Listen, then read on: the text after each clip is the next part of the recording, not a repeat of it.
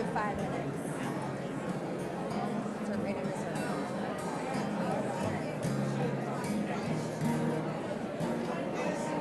Okay, sing the chorus. You guys sing the chorus. Thank you. Good work. Little high five there.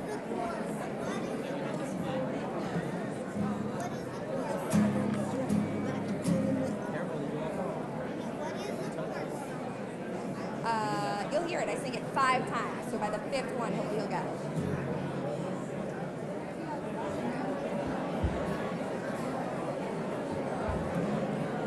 Last one? Okay. We're having a great time out here. We even brought Nick back. You know what, Rabbi? We can sing it in the mic, and it'll get them all seated. Circle game. No, circle game. I think it will. You want to do it at the mic? Whatever you want. Just hold it up. Will if I go into it, it's going to go into it? Okay. Okay, let's see what happens. Real. I'll hold it.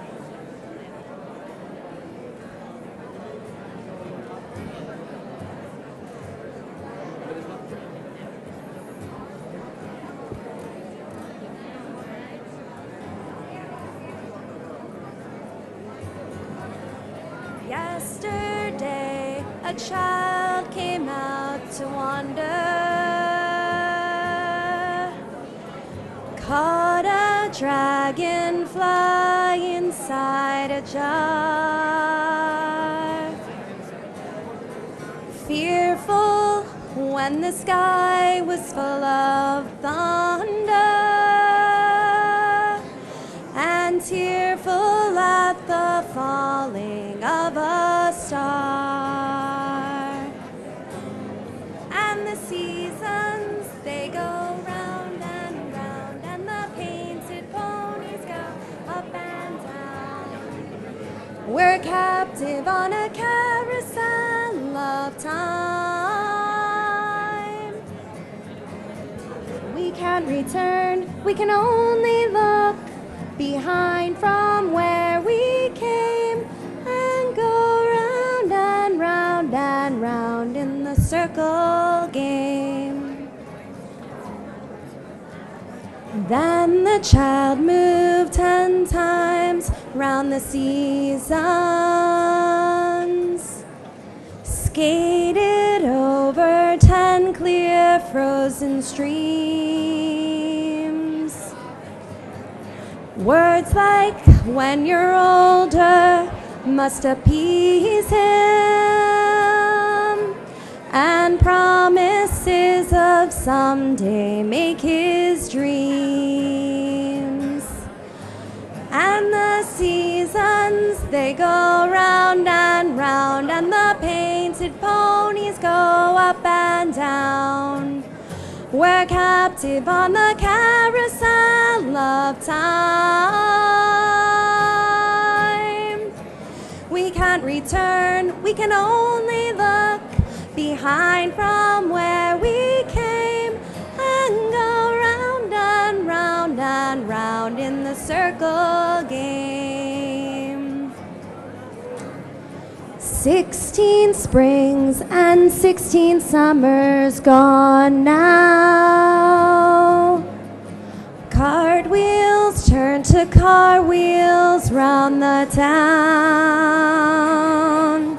and they tell him, take your time, it won't be long now, till you drag your feet to slow the circles down.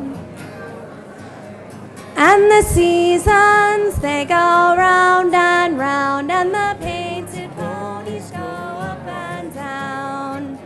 We're captive on the carousel of time. We can't return, we can only look behind from where we came, and go round and round and round in the circle game.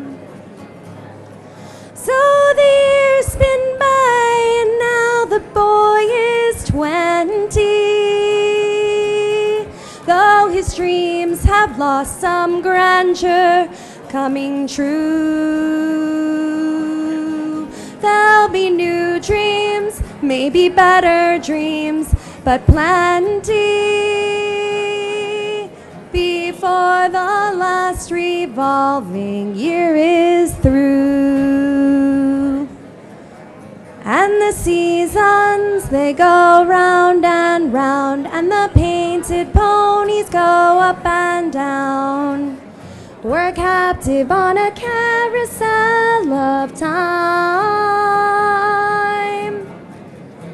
We can't return, we can only look behind from where we came and go round and round and round in the circle game. And go round and round and round in the circle game.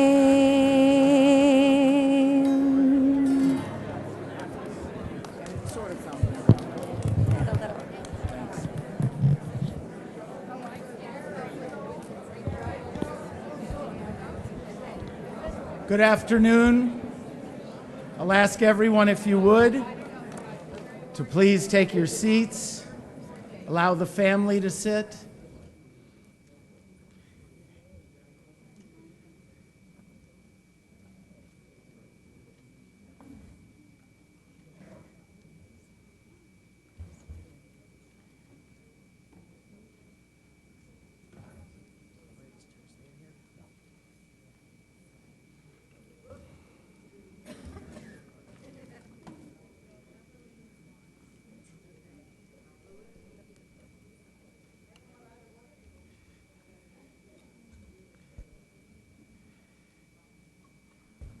We welcome you here this beautiful Sunday afternoon of Passover to honor the memory of a very special man, Dr. Harold M. Unger, Pop-Pop. And we will be honoring him in the way that he lived his life. You've already heard up here, thanks to his grandchildren, for beginning with some music and songs that honored him in a way to begin this afternoon service. There will be other musical choices that the family has requested during this afternoon. I would just like to say that the Baal Shem Tov, great Hasidic founder, said there are three ways to mourn someone. The first, the most natural, is tears at the loss, and tears have already been shed. And the second is silence, and that is trying to deal with the overwhelming memories and thoughts and emotions. But the most important level of mourning, he said, is song, to be able to sing the life. And today, this is an attempt to sing Harold's life in a real sense, to sing the beauty and wonder that was his life. And so, at request of the family, I'll ask Cantor Lisa Siegel to begin with Lechi Lach.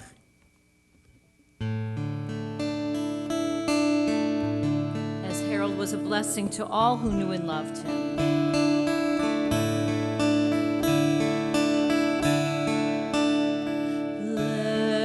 Lechi lach, to a land that I will show you.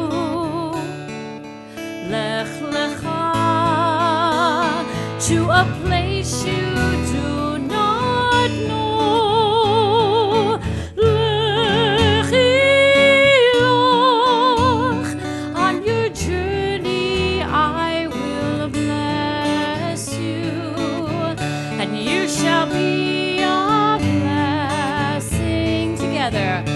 You shall be a blessing, and you shall be a blessing. Lechi lach,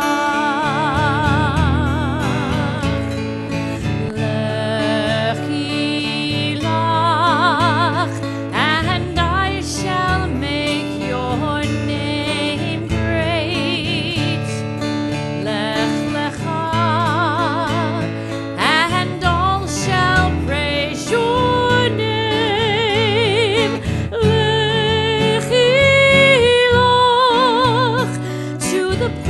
this that I will show you. L'simchat chayim, l'simchat chayim, l'simchat chayim, lechi lach, and you shall be a blessing. You shall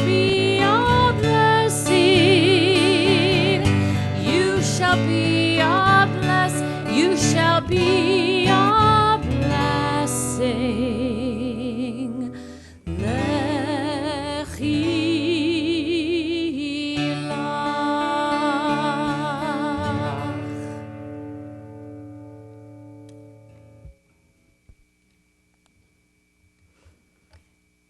So many of us have rich and powerful memories of Harold Unger, or Dr. Unger, as he was known in my house.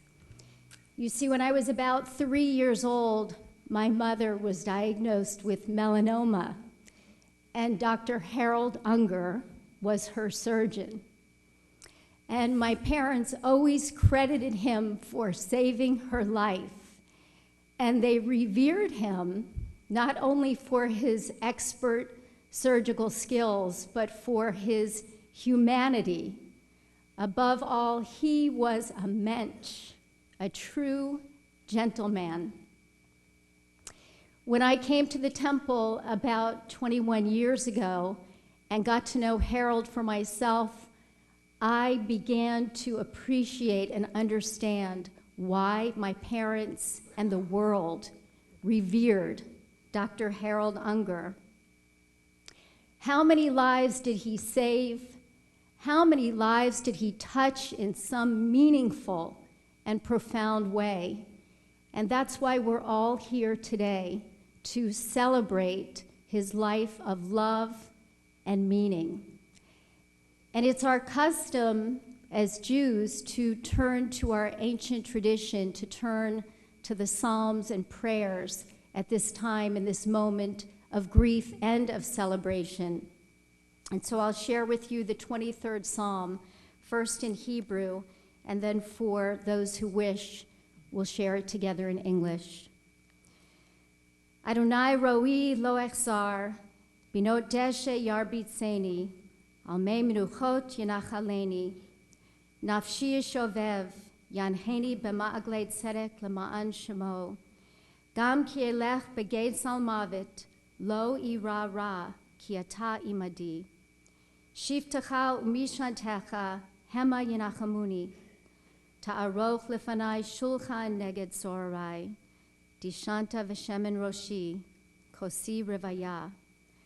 Ach tov v'chesed yerdefuni kol yamei chayai, v'shavti b'veit Adonai le'orech yamim. And these words of King David remind us that we are not alone as we walk through the valley of the shadow of death, but that God is with us.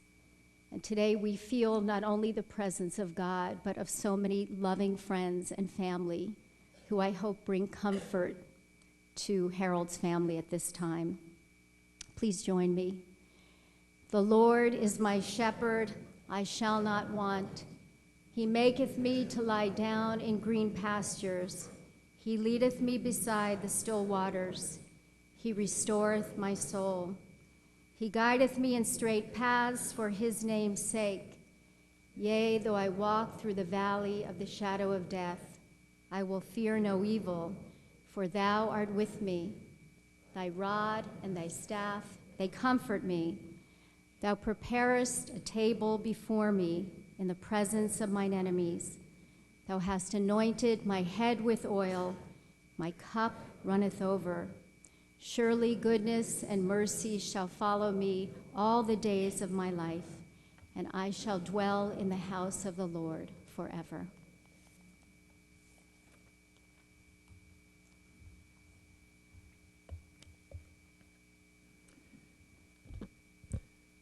Leda hi reshit, uftira taklit. Birth is a beginning, and death a destination. But life is a journey a going, a growing from stage to stage, from childhood to maturity and youth to age, from innocence to awareness and ignorance to knowing, from foolishness to discretion and then perhaps to wisdom, from weakness to strength or strength to weakness and often back again, from health to sickness and back we pray to health again, from offense to forgiveness, from loneliness to love, from joy to gratitude, from pain to compassion, and grief to understanding, from fear to faith, from defeat to defeat to defeat, until looking backward or ahead, we see that victory lies not at some high place along the way, but in having made the journey, stage by stage, a sacred pilgrimage. Leidahi Reshit Uftira Taklit. Birth is a beginning and death a destination. But life is a journey, a sacred pilgrimage made stage by stage, from birth to death to life everlasting.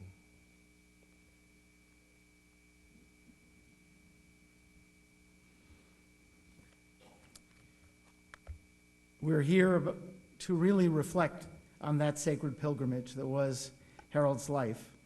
And there is no way to encapsulate the entirety of it, except in a real sense to say that not only in this room but beyond this room are so many memories and wonderful memories of him that just can't be encapsulated simply.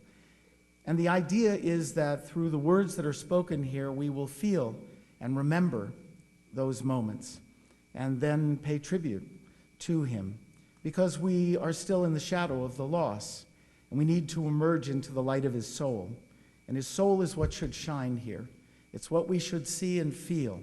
And his soul was filled with joy and love and life and laughter and playfulness. It was so much about him that is worth remembering.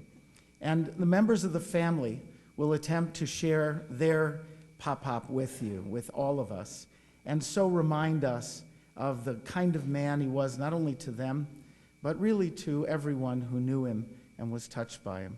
So I'm going to begin by asking his children to come forward and to speak some words about him. In the Unger family, anyone who comes into the family is a child or a grandchild or a great-grandchild.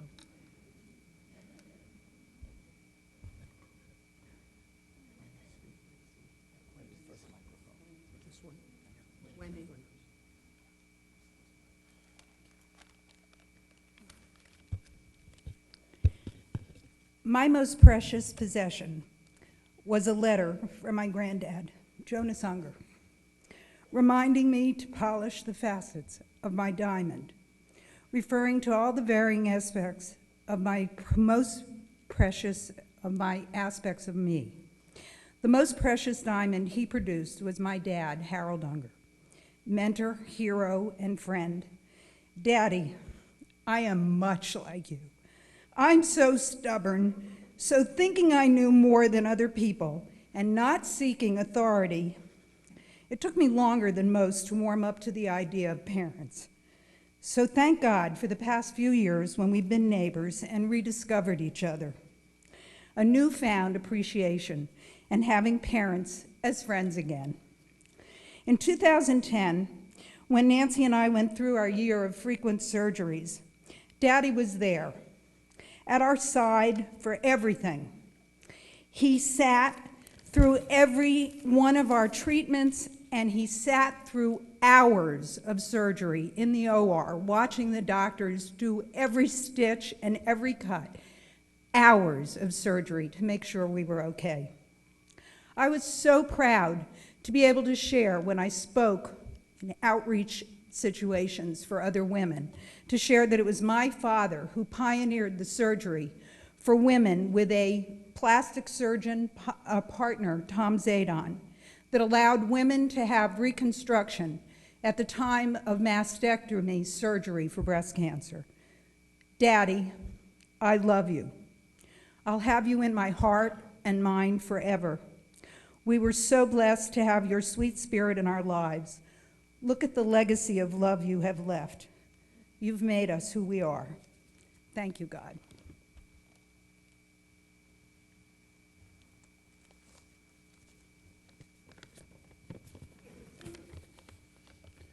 Good afternoon. I'm Steve. I'm the second of Carol and Harold's 4 children, and I'm a surgeon. And I had the privilege of working with my dad.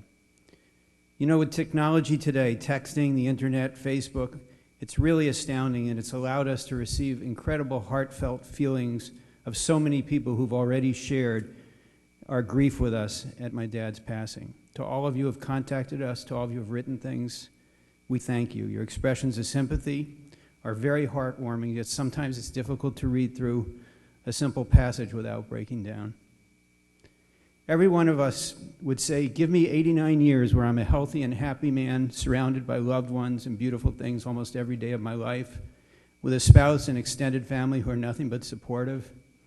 And we'd say, I'll take that. And yet we want more. I wanted to take a moment to relate a part of my dad's life that I had the unique privilege of sharing, and that's his magnificent career as a surgeon.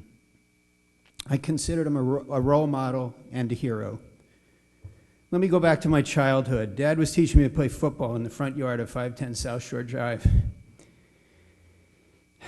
I was my grandchildren's age and had all of their enthusiasm, so after Dad taught me how to crouch down and spring forward and wrap up my target, he asked me to try to tackle him. So I threw myself at him, sprang forward, and with all my might crashed into his legs, which were a completely immobile object. And I just about knocked myself out. It was kind of funny at the time, but it was the beginning of my viewing of my dad as something just a little bit larger than life.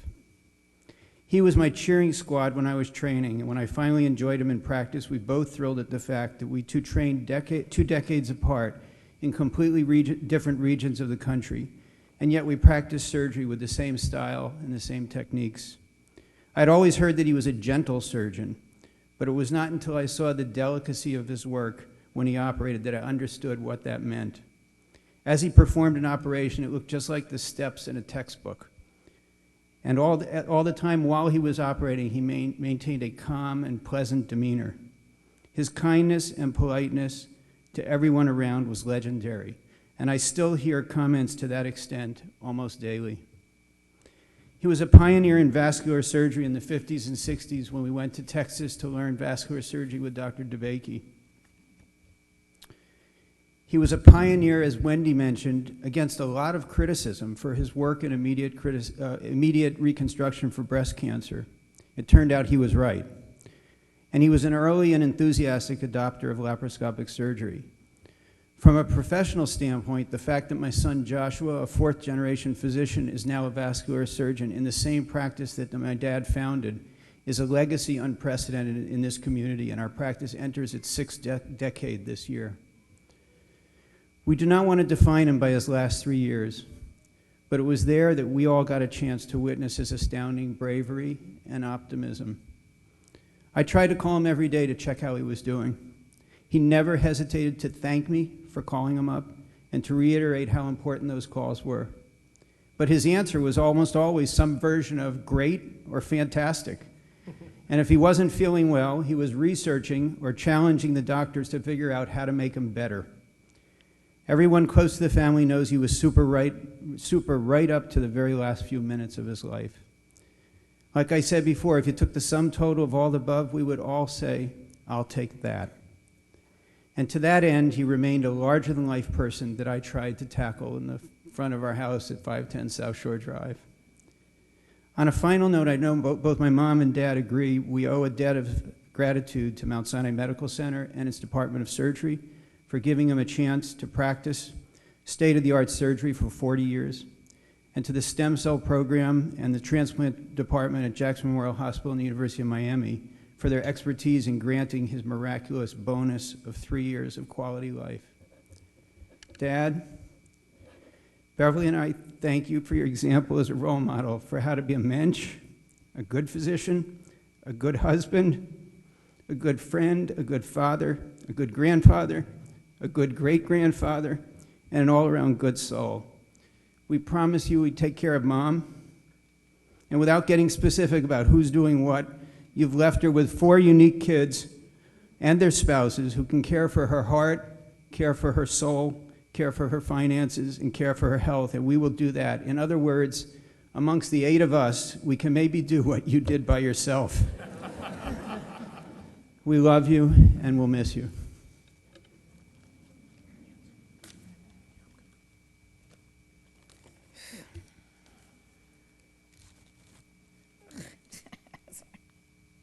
Sorry. Wow. What to say? Our dad was supposed to live forever. He defied all odds. He had superpowers. He could make anything better. He was the smartest man on earth, while so quiet and calm about it, and you would never know. We spoke on the phone 1,000,000 times a day. While I was riding, he would call and just say, "Happy 11/11," or "I just need to hear your voice," or "I need to start my day right. I just want to say hi." After long hours at horse shows, my dad would always call me wanting to know how each and every one of my students had done, always saying, "Nancy, I'm so proud of you. They're so lucky to be riding with you, to have you." No matter what, he was it. He called or I called to say goodnight, "I love you," every night. At 56, I'm still the baby. I was my dad's baby, and he was the bestest daddy anyone could ever wish for. He was always supportive and always right with a calm assertiveness. Am I lucky, or was I? Yes, but without my dad, I feel lost. It's not fair. Papa was supposed to live forever. He was our rock.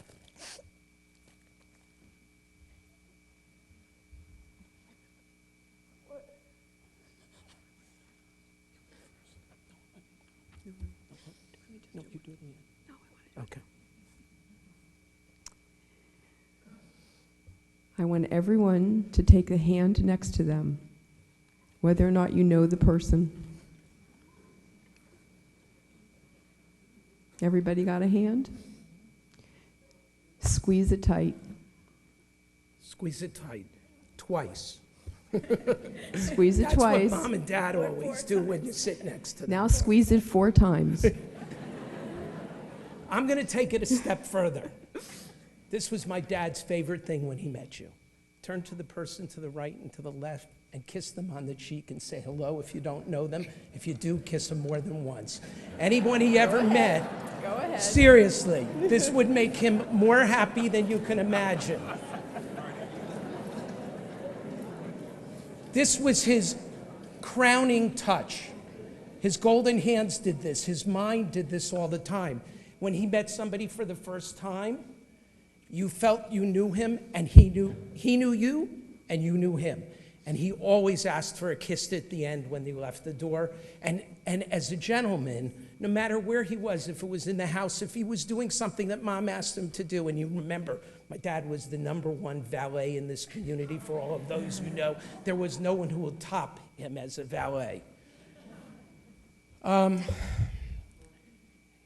He loved all of you, and we want to thank you. Each and every person here was special in his life, and whether you knew him for a short period of time or a long period of time, it always felt like a long period of time because you always felt like he knew you. It was tough for me because the rabbi, I always challenge our rabbi. I always want to do something. I wanted to have you get in robes before you came in and sit by colors, or the teams you were at a bat mitzvah. I have all these things in my head that I wanted to do. And in fact, inside his coffin is something from almost every event that Mom makes him go to storage to get the boxes. So as all of you know, there's St. Patrick's Day, there's Halloween. They're all there. He doesn't have to look for them. His cane is there, so he won't miss it. He's got everything he needs to make it to the next place. I'm ashamed to say that I'm not on Facebook, but this last 2 days has made me a believer. Every one of you, every single one of you that has written on Facebook, which I am his alter ego on Facebook. I monitor it, and whenever I saw something that I thought he should respond to, I would call him up and say, "Dad, check this out," and respond. So I never ever type in anything for him, so don't think that I'm doing that. But it's been fabulous, and it's made us aware of how important he was into the community. And I want to thank Scott Ross. Scott Ross got me into the JCs when I was younger. And he wrote a letter to me, and I had no plan to be really involved in the community. I was a CPA, and I was going to work hard, and that's all I was going to do. And I was going to have 2 cars in the garage and a mortgage and all that stuff. And he wrote a letter and made me go become a JC, which my dad, mind you, on every project was another JC. I can remember us on 79th Street cleaning up after a concert. All the JCs were having fun and dancing, and Dad and I were with these picks picking up all the trash on the beach so we could deliver the beach back to the city the way it was supposed to be. So I have to be brief. I could talk about my dad for hours. I could sit and I can entertain you over his whole life, the last 3 years of which have been an amazing thing. All of you know that. He loved to show off his LVAD.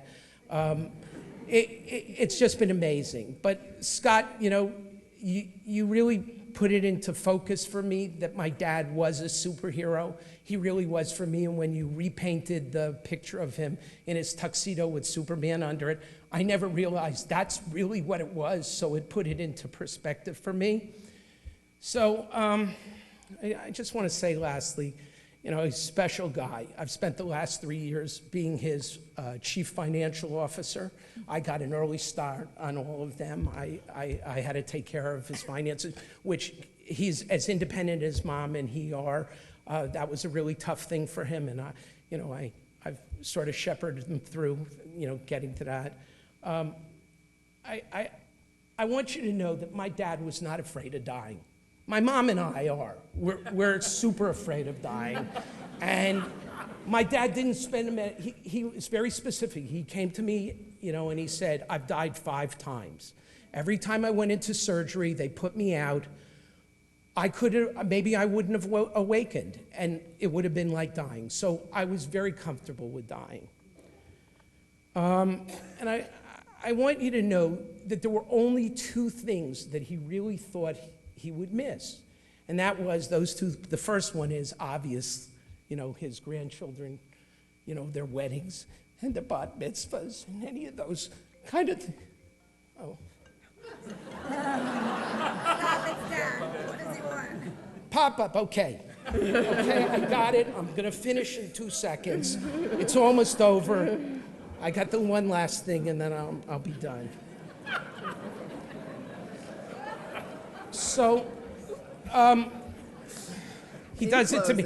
He does it to me all the time. Every time I'm in the middle of doing something, it's Pop-Up asking me to do this or do that and behave in an appropriate way, or with a wonderful letter telling me what I did wrong to Mom or things like that, which I'll really miss. 2 things that he'll miss, and that's the lifestyle things. He so cherished our family, every aspect of it. And when I say family, I go all the way around the room. You were all his family, and he loved you. But the number one thing, and give me a second, because I got to say it right. Okay, Rabbi, I didn't write it down, but I got it. Okay. He was afraid that we wouldn't take care of KK the way he would. While we were trained by him, and we all love our wives, and obviously Steve and Howie and Seth are much better at it than I am in taking care of. I didn't quit a CPA and become a stand-up. Because he used to write me that I had to get it down better every time I did something that wasn't exactly in the script. So I learned from it. But he was worried that we wouldn't take care of Mom appropriately. And I'm going to ask you all to raise your right hand. Please. I want you to repeat after me. And put your name in the proper place. I solemnly swear that at the very moment KK needs something, that I'll be there for her. He's listening, so speak up. This is all he wanted. It's the only thing that really concerned him about dying. And KK, I pledge, along with all the people here, that we will be here for you, that we love you an incredible amount. I can remember with Helen Cohen crawling under the dressing room doors to see all the other women in there getting dressed. Okay. But it was wonderful. So I'm going to... Okay, you're done. You're Wait, done. I am done. Last thing. It was five. Last It was thing. five. I'm going to turn to my kids so they know. When somebody leaves in our family... Speak in here. When, you know, for these last 3 years, while Pop has been sick, Seth and Allie and the kids and every family have come to stay with them on a pretty regular basis. Not because they needed help, but just because they wanted to suck in anything that we would get. We didn't know it would be 3 years. In fact, Pop at times thought it would be over the next day. But everybody, instead of going on big vacations, wanted to make sure they were here with them. So whenever they get in the car to go to the airport, I say one thing. I hate when you leave. It ruins my day. And I know, Pop, you'll have a great time. Thanks.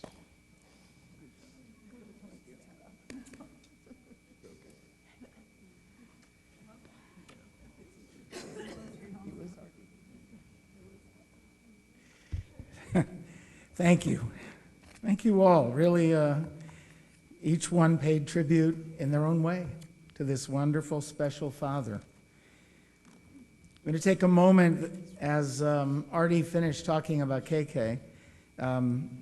There's a midrash that Adam and Eve, that Adam on the night that Eve was created said these words when he met her. This is the one whose impending arrival rang like a bell through me all night. And there's a family story that Carol and Harold met when they were 8 years old at the dedication of the Royal Palm Hotel, and that he, when he looked at her, said, "She's really sophisticated." Whether it's true or not, it's a great story. And their first song together as a married couple was the song "Always." I'll ask Kenner Haas if he would to sing it.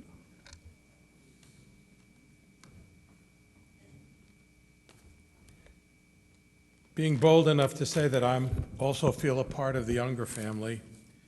When I've sung songs before, and I've sung many of them, I never really imagine a face that goes with the song. It sort of speaks for itself. But this song, I see Harold's face, and we all know what that face is like, those eyes, that little smile. But the one thing that was most important about him, when he was talking to you, you felt like you were the only person in the world. So Carol, this song speaks to you.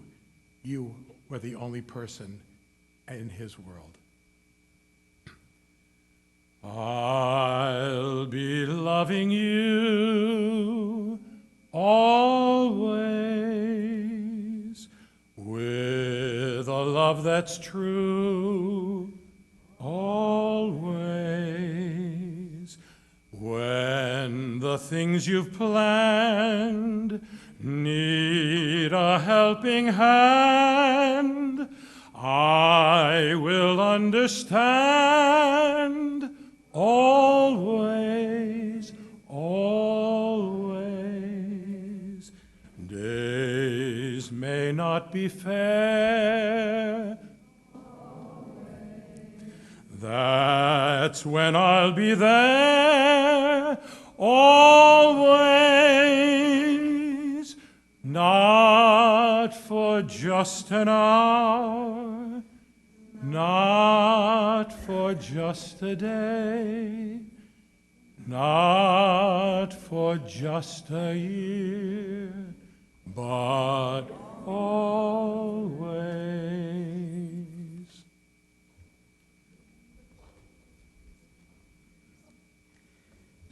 As Stephen said about the generations, and they're represented, all of them here. One of the blessings that's part of our tradition is, may you live to see your children's children's children. And not many of us in today's world get to know our children's children, but Pop did. He had that blessing, and so I'm going to call his children's children to come forward and to share some thoughts about their Pop.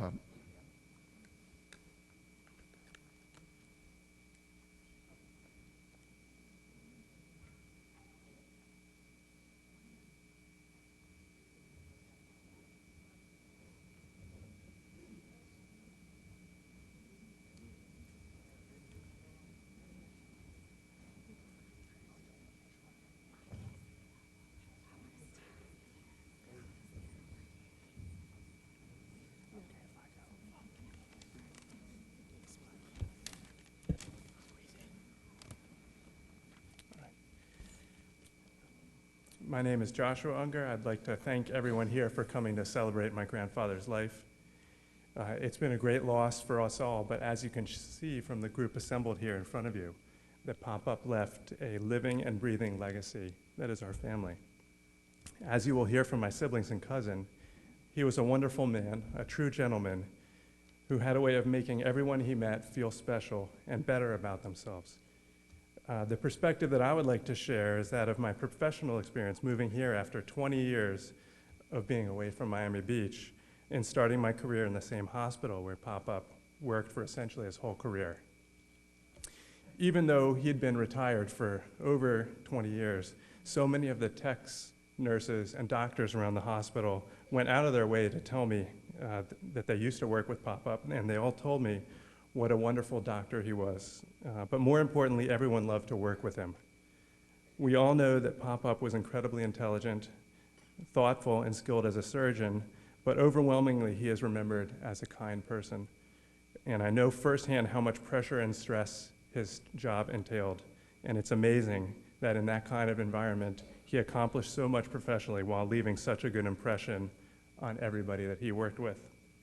And at the same time, he, with KK, created and influenced a large and loving family that you see before you.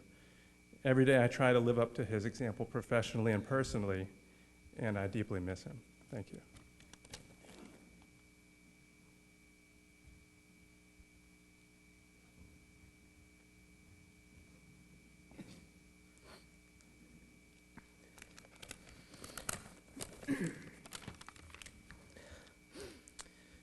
There was a particular quote that Pop loved to say. It was by the comedian George Burns. It goes like this: "I'm very pleased to be here right now. Let's face it, at my age, I'm very pleased to be anywhere." The truth is, the pleasure was all ours. Everyone is here today because he touched our lives in one way or another. He was an extraordinary man. He had the uncanny ability to walk into a room and make everyone feel like they were special. I feel incredibly fortunate that I was able to spend the first 29 years of my life learning from him, going on adventures, and always having someone there to lighten the mood or give sage advice in times of need. About a year and a half ago, my wife Kara and I were lucky enough to have Pop officiate our wedding. When he called Kara by the wrong name during the ceremony, that's when she knew she was officially part of the family. Kidding aside, he made our wedding ceremony so perfect and so special, and we will cherish that memory for the rest of our lives. Pop personified patience, wisdom, empathy, and kindness. He set the ultimate example that all of us up here will try to live up to. We would all be well served when considering a tough life decision to think, what would Pop do? He was such a wonderful role model as a husband, a father, a grandfather, and as a man. We will miss him so much. Thanks.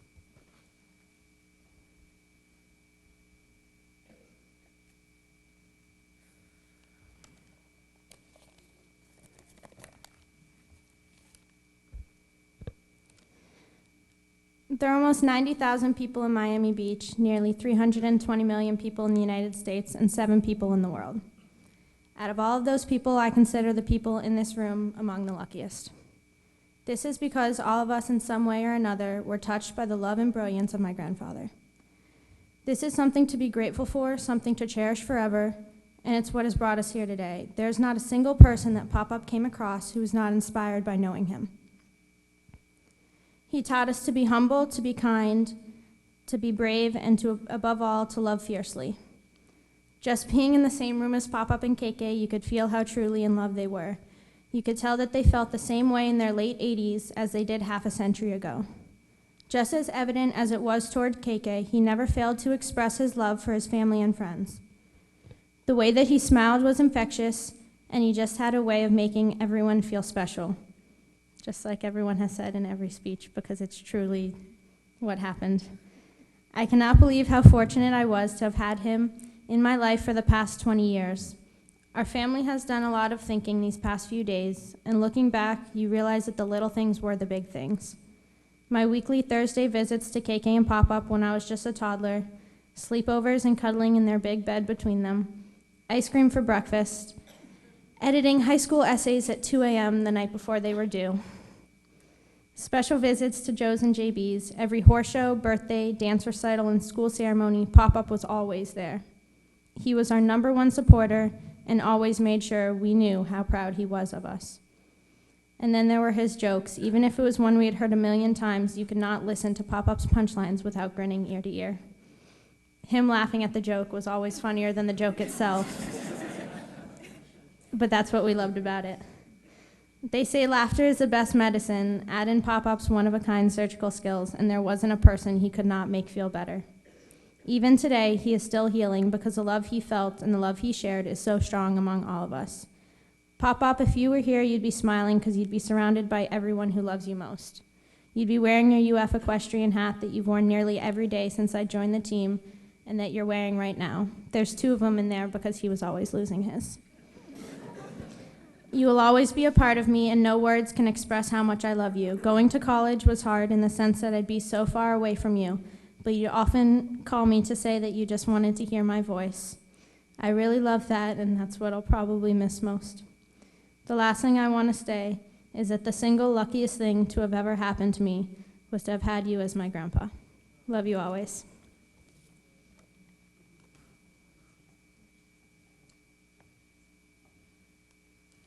So I'm going to get up here and freestyle like Artie.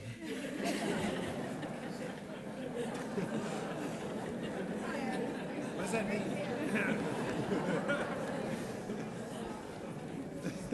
Not that courageous, no. So 19 years ago, I was the patient placed in the supine position, wheeled into the operating room, and I look up to see my father and my grandfather looking down at me with masks on their face. This is not some kind of Twilight Zone episode. This is what it's like to grow up in the Unger household. Pop-Up and my dad had decided to repair my left inguinal hernia together. A big, happy family togetherness moment. I hope that one day Cameron or Annabelle can experience such joy. I recommend it. Somewhere in the middle of the operation, Pop-Up and my dad began to argue. It was local anesthesia, so I heard everything. Should we close with the Hallstatt 1? I'd rather do the Hallstatt... my father's argument. Should we close with the Hallstatt 2? I'd rather do a Hallstatt 1, says Pop-Up. I always do a Hallstatt 2, says my dad. 1, 2. 1, 2. 1 is how we were trained at Sinai, says Pop-Up, and it sounds like a winner. Yeah, like 40 years ago, says my dad. I loved it. It was family. And I don't know what they actually ended up doing, but it's still holding together 20 years later. But I knew that it would.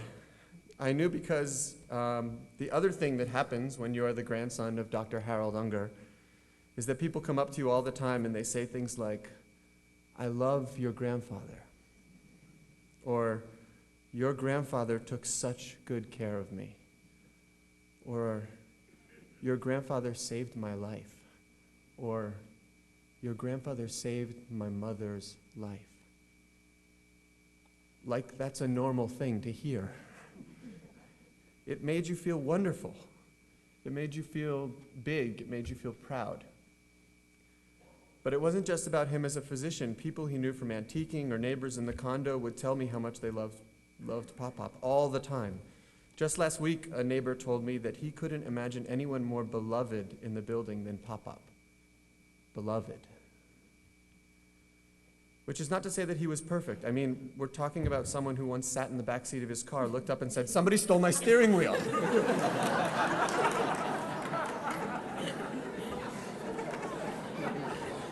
But it happened. You have to live with it. Or, but we the grandchildren of Pop-Pop, we didn't need other people to tell us what an incredible man Pop-Pop was. We saw it in the way that he took care of us, and the way he took care of and loved so gracefully our KK. How he was the perfect model mix of manly know-how and sensitivity and humor. Pop-Pop loved to tell jokes, as Allie said, and laugh. Picture with me that face that Pop-Pop made when a joke really got him.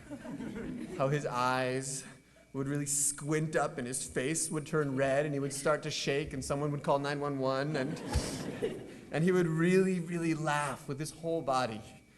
I loved it. When my mom called and told me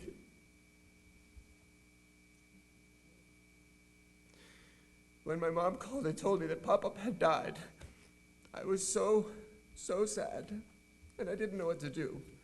And there were phone calls, and I was talking to Sophie, and then I was talking to my dad, and who passed the phone to KK, who, of course, knew exactly what to say. She said to me, "Oh, Aaron, he loved you so much." And I knew that. I knew it because Pop-Pop made sure that I knew it, that I felt loved, because that's what Pop-Pop did. Pop-Pop loved. And as I look out at all these people standing room, as I look out, I think I could say the same thing, that Pop-Pop loved you all so much. I am grateful for the time I spent with Pop-Pop. I am grateful.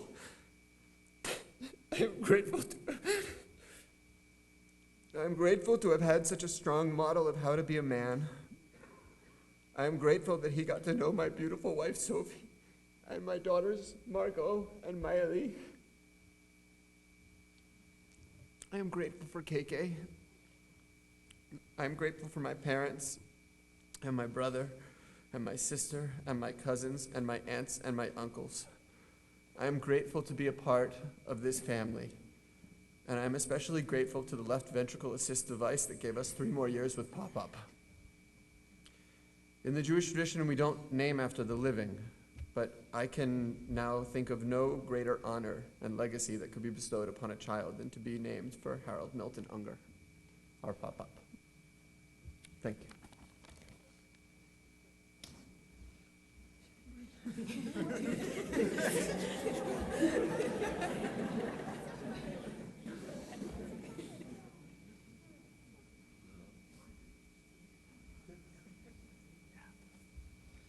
Hello, I'm Seth Unger. This is Jane and Georgia, my wife Allie. I'm wearing a number of Pop-Pop's clothing and various articles this week. From his hat, you may have recognized from the picture. By the way, everyone said everything right. So I don't know what else there is to say, but I'm going to try.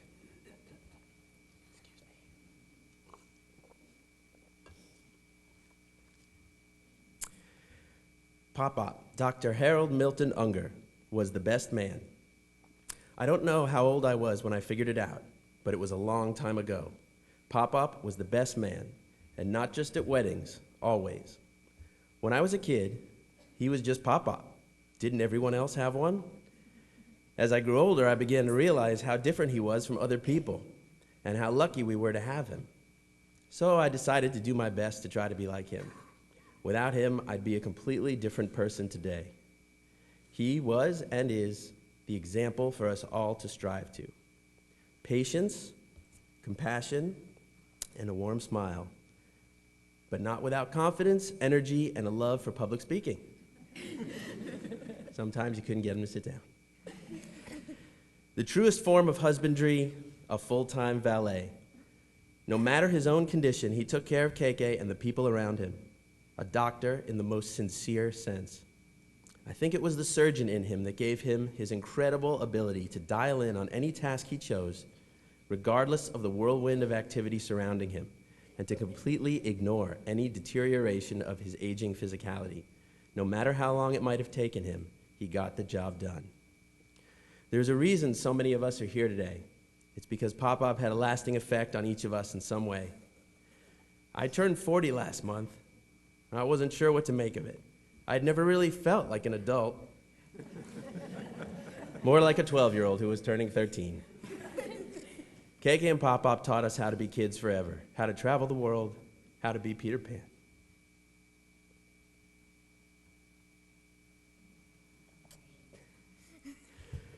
And to never grow up.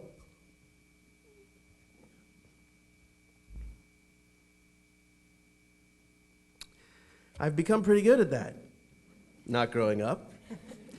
And with the help of my partners in crime, Allie, Jane, and Georgia, I'm able to spend my days like a kid on play dates and field trips. Not only did he teach us how to treat others, but also how to treat ourselves, and how rare it is to find people who truly do both. I'd say he lived by the golden rule, but that would be a huge understatement. He treated you better than he wanted to be treated himself, having no malice, cynicism, or harmful intent in his actions. He lived by setting an example, showing each of us, let me get it.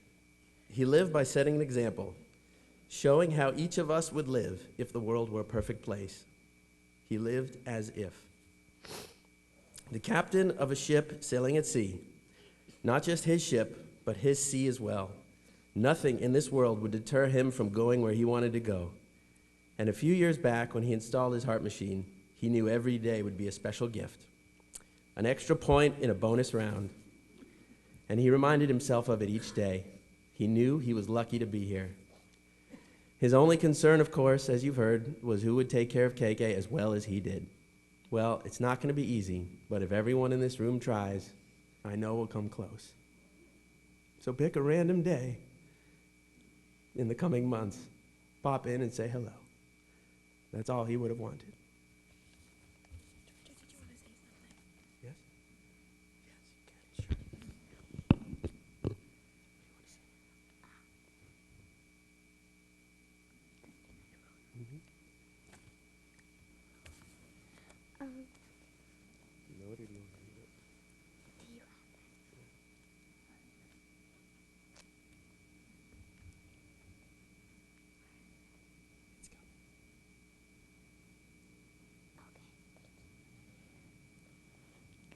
Dear Pop-Up, even though you're gone, you are still in our hearts and in my mind. And in my mind, you are still alive. Much love, Georgia.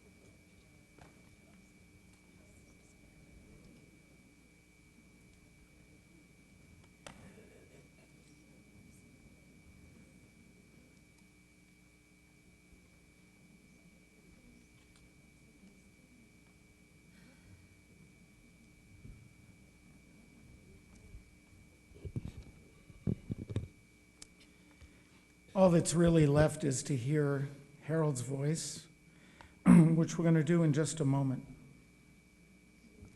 I was privileged to know him and this remarkable family of his for 30 years. And we've celebrated so many wonderful, incredible moments together. And a lot of what Harold and Carol are and will always be, you've just heard, and they've shared their essence of who they are. And that comes from the two of them, Pop and KK. In the Talmud, it says that the Jewish people were known for three attributes, and they've been ringing throughout this afternoon through everybody's words. It said that we are compassionate, a modest people, a people of loving kindness. That was this man, through and through. He emulated the ideal that the rabbis said we should be as a people. At a certain point, they recorded Carol's voice. Carol sings beautifully and has some lovely songs that they love together. But they did one duet, and I want to share that duet with all of us as a way of remembering him. And I do want to say that it says that when you pick the person, in the Talmud it says, when you pick the person that you want to live your life with, you should look for these qualities, for his kiso, koso, kaso, and sahako. You should look at his pocket, the way he gives.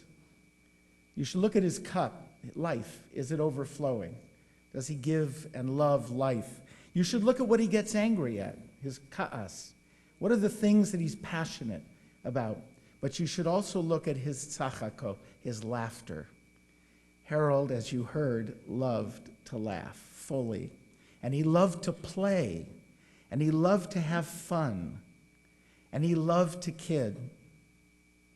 And so, this little song that he and Carol recorded as a duet, you will hear Harold's voice, Carol singing, and Harold is playing a 3-year-old boy whose name is Sunny Boy.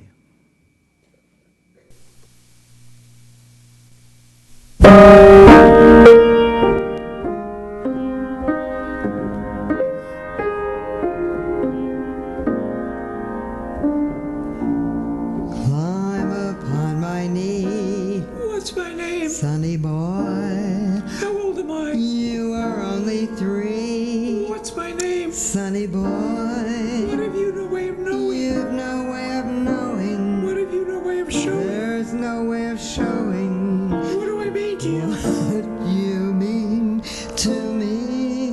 What's my name? Sunny boy. When there are gray skies, I don't mind the gray sky. You make them blue. What's my name? Sunny boy.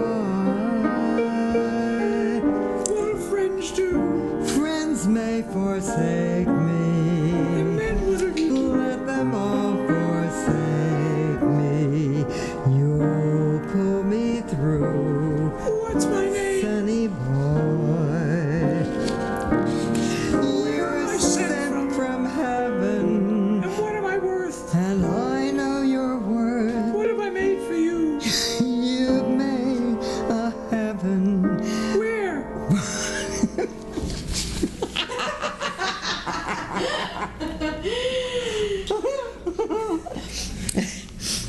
You have for me right here on earth. When I'm old and gray, dear. Promise you won't stray, dear. I love you so. What's my name? Sunny boy.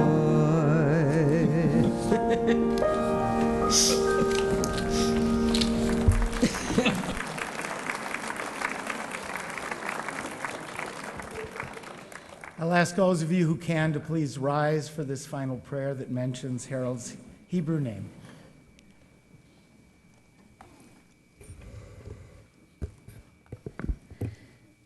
El Rachamim Shochen Bameromim Hamsei Menucha Nechona Tachat Kanfei HaShechinah Im Kedoshim Utahorim Kizoharakia Mazehirim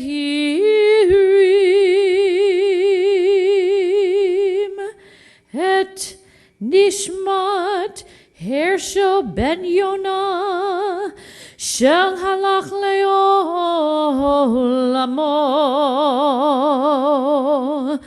Ma'ol harachamim Yastirehu b'tzetek kenafav leolamim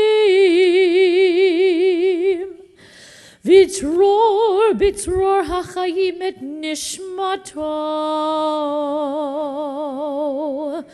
Adonai hu nachalato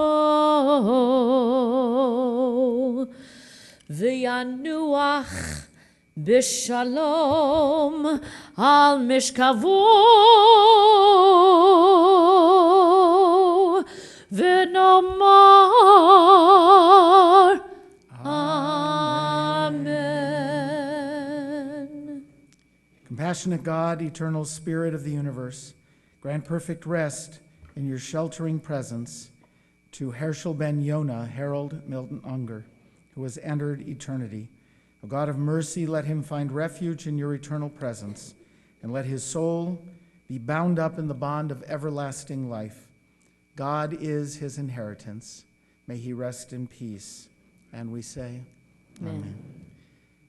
After the final moments here when we're getting instructions for where we're going for interment, the pallbearers, the grandchildren, will gather around the coffin and take it out of the sanctuary through the center aisle. And while that happens, there will be played over the loudspeaker one of Harold's favorite songs, sung by one of his favorite singers, his granddaughter Samantha.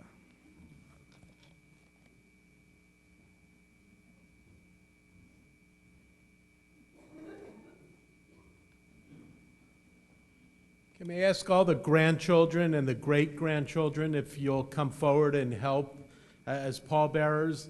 Those of you that will be going to the cemetery, on your way out in the lobby are these placards. Please take one. It hangs from your mirror. Turn your high beams and flashers on. We will have motorcycle escorts that direct us. The procession will line up on Chase and 41st Street, may move around the corner depending on what the escorts do. Those of you that are not going, if you can exit to the northbound, it'll make it much easier for those of us that are. As the family passes, you can all follow behind, please. Thank you.